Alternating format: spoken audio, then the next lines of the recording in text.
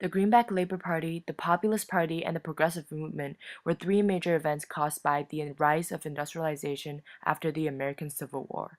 All three reforms were attempts at challenging the government and making new policies to satisfy discontent people. The Greenback and Populist Party has many connections to the Progressive Movement, but only to a certain extent. Since the 1870s, there was the Second American Industrial Revolution.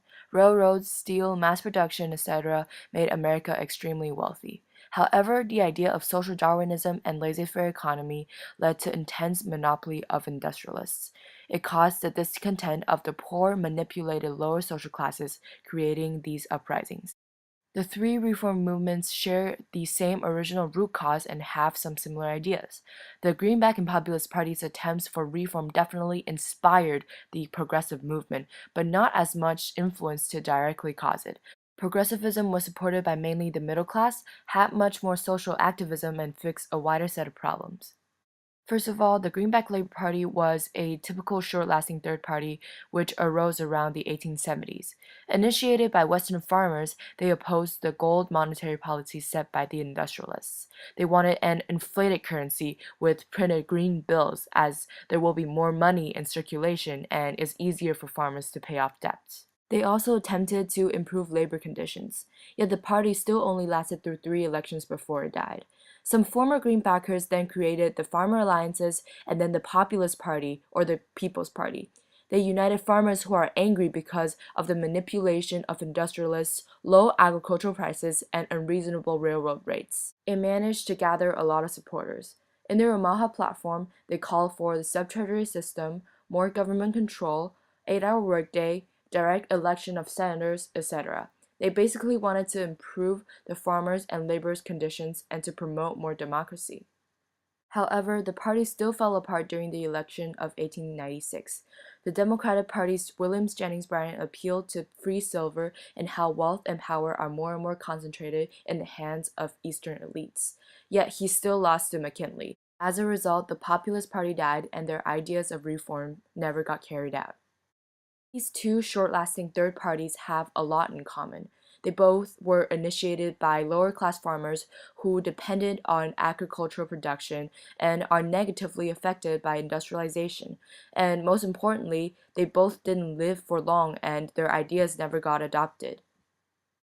But progressivism was a little different. It was way more successful and definitely made a lasting impact.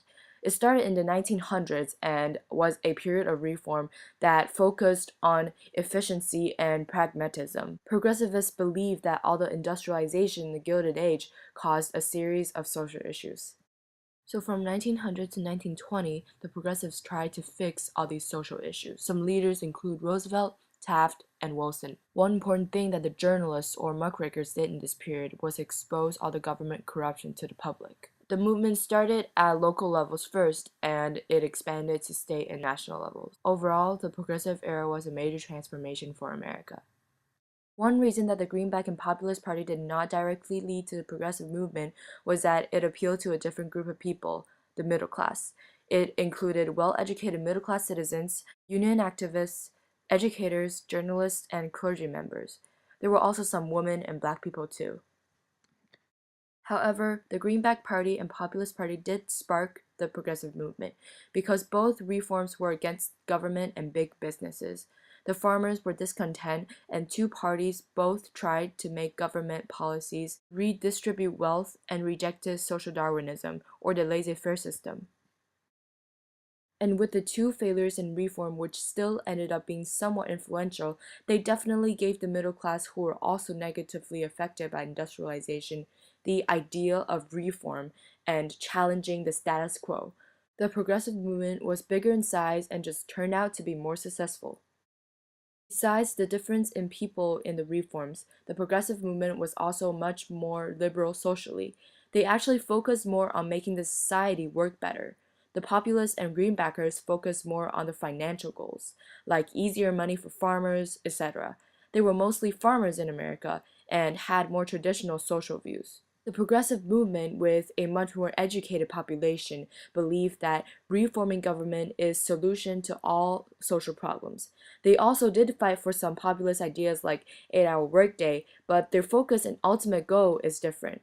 Therefore, we cannot say that the Populist and Greenback Party directly led to the progressive movement.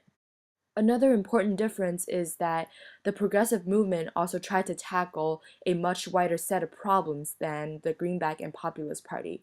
The latter two were purely caused by the farmers' discontent of the industrialist controlled economy, the lack of coinage of silver, and the unfair rates of railroad. The progressivists had a much more holistic approach compared to the Greenbackers and Populists. They tried to reform and improve the whole society and impact both the middle class and lower class.